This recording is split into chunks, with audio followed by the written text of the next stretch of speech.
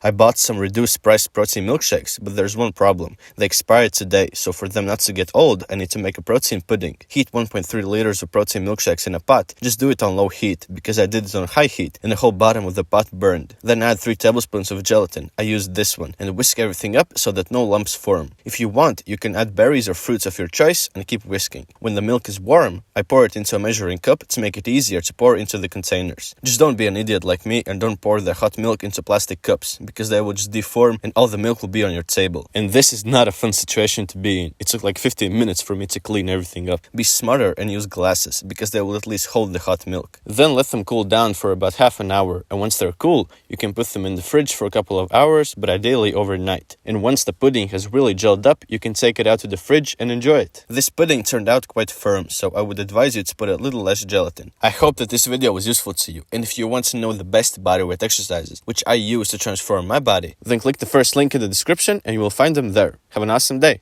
Peace.